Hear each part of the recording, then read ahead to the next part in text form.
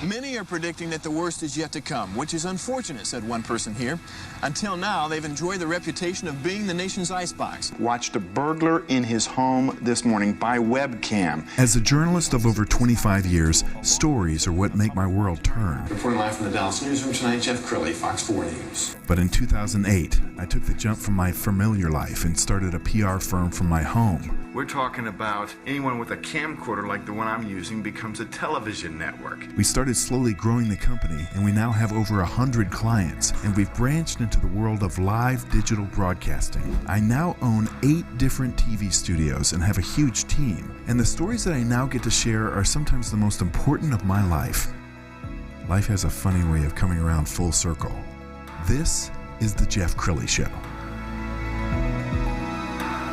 Well, I think it's safe to say never in my adult lifetime has the skill of being a strong leader been so important. To talk about leadership, C. Ray Collins, he's a best-selling author and speaker. Thank you for coming on the show. I appreciate it very much. I feel very honored to be here. You have such a wide range of guests, and I hope I fit in well. Oh, well, Yep. I love your topic, and I think you would agree that over the last few months, all leadership has been challenged because there was not a pandemic playbook that the CEO could just grab and take off the shelf.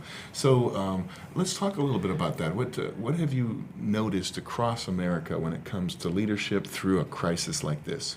Well, to me, it doesn't matter whether it's a crisis or any time. The important part of leadership is putting out that positive message and encouragement to your people, and I think that's what our leaders need to do. Sometimes I think they get too dwelled into the facts and not really out there talking the encouragement that they need to do. Yes. Yeah. Well, you are a best-selling author. I want to talk about your latest book first. It's Leadership, Followers, Behaviors, Tools, a Practical Guide for Leaders. Tell me why you decided to write that book. Well, I spent, I like to say, 46 years in the corporate world. Over 40 years of that, I was in some type of supervision or management. And one of my responsibilities was always to mentor our younger managers and superintendents and build upon their abilities. And so during that time, I had created a training that helped this process along. And I'd always felt that training needed a little more detail. And so I wrote the book with the idea that it would be a companion to the training. But it's full of facts, and one of the things that sets my book apart from some of the others, it has practical use to it. In other words, I give you tools that you can actually use in your daily communication. Yes. We've got some pictures of you speaking that we'd like to put up. What kind of groups do you like to speak to?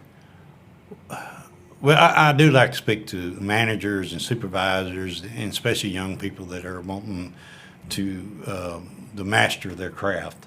And even with my training and so forth, I like to consider it more of a conversation than a speech. Yes. Because we're conveying topics that they can use. Absolutely. So it's more of a coaching and training type thing. So this wasn't your first rodeo. You have another best-selling book, What If It Was Possible? Tell us about that, because that's a little different, isn't it? Yes. So most of my life, I've always written songs or short stories, and I've always kind of had this idea rolling around in my head. And I said, well, I want to write another short story about this. And so after sitting down and writing about 2,500 words, I says, this is not going to be a short story. So it ended up being a novel, and it's really more about the journey going from Earth to another planet, and discovering that planet is really just like our planet. And then I take the ideals from the biblical theories and also tie it in with the ancient alien theories and try to combine those and make some sense out of it. And then I think as a journey unfolds, then I think the ending really explains how it all comes together. So. Well, I envy you because I wrote a book, and it's a nonfiction book, and most people can do nonfiction or they can do fiction, but they can't do both. Was it a challenge to move from one realm to the other? Yeah, actually, the writing the leadership book was much more difficult. When you write fantasy, if something don't quite fit, you just change the scenario a little bit, right? Well, you can't do that when you write something like this. You're writing facts, and you're writing tools for people to use. So, yes, it takes a little more effort, a little more concentration, and then, of course, there's research that goes along with it. So, I had a much harder time writing a leadership book than did. However, I enjoyed it as much as I enjoyed writing the fiction. Absolutely, and you're not through. You just told me that you're working on another book. Yeah, I'm actually I'm kind of expanding on a leadership book because my leadership book is about communicating positive, and I realize that in everything we do, and use the term, we have leaders and followers. And I don't care if it's a relationship or if your kids are playing ball or what it is. So communication is still a very important key in making it positive is something that we don't do enough of. And so I kind of take that and talk about how starting your day positive can influence people down the road. And that's what the second book is about. Hopefully, if all goes well, it'll be out sometime in July. That's awesome. Yeah. Well, in terms of positive communication, I remember I had a news director one time who never praised the employees, that always criticized the employees. If the only communication you're getting from the boss is negative, that can become toxic, can't it? Yeah, and it creates a toxic workforce. The ideal is creating a positive person, and that positive person creates another positive person, and then you have a positive team, and then they're more productive. Yes. I like to use the example. So say I'm a supervisor for a construction company, and I've got this big wooden fence that's got to be repaired. It's in bad shape. So, the normal supervisor will call over his carpenter and say, "Hey, Johnny," he says, "I need a fence fixed. Won't you get that taken care of for me?" And he turns around and walks away. Nothing wrong with his instructions, right?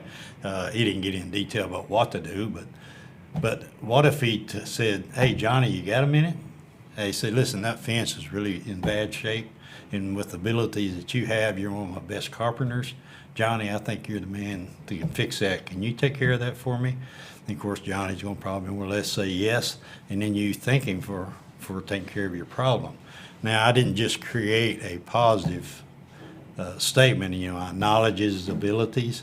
I repeated his name several times, in which we know about talking somebody's name, and I asked him if he could take care of that, which once he did acknowledge that he could, he owned it. So now he's doing that not just for me, but he's doing it for himself. And so that's the difference. Communication, it took me maybe 2 seconds longer to give my instructions, but I also created a positive atmosphere when I did that.